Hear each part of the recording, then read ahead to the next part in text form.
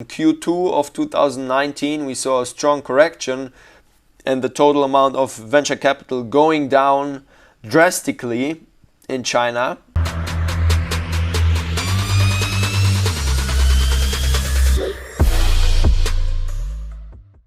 First of all, for the industry verticals, I would say there are a couple of very interesting verticals.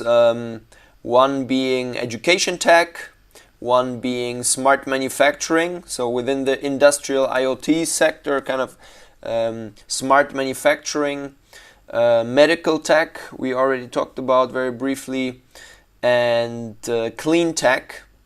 And the reason why these sectors are particularly interesting and particularly, have a strong dynamic attached to them is because they are officially endorsed by the Chinese government. So the Chinese government lay out a plan for technologies that are to be focused on and that are going to be supported by different government grants, etc., because they are in line with the strategy of the country. I mean, for example, clean tech is very obvious, right? China, many of the Chinese cities have a big problem with pollution.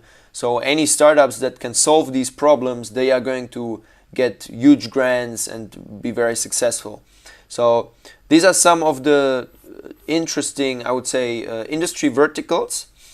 Now for the investment activity, so I can speak from my experience. The startups that we work with are usually seed or pre-Series A, Series A startups around that range.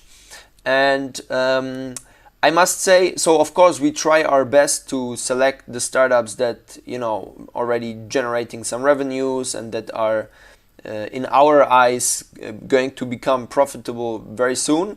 But in general, I think the VC, the total amount of venture capital in China is pretty high, and it's been rising very, very fast.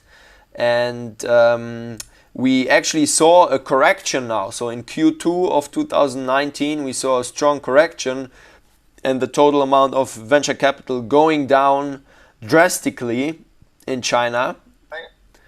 Yes, so compared to 2018, that was a strong correction. Of course, now we need to see how the rest of the year 2019 plays out, right? So I mean, those quarterly figures, sometimes they can be misleading, but it's a sign that it's a correction, and the total amount of venture capital was maybe a bit high, the valuations were a bit high, and there was a lot of money being thrown around without actually being invested in startups that are then going to generate profits. So I would say it's not an easy venture capital landscape. You definitely need to do your due diligence, and some of the valuations might be a bit ambitious.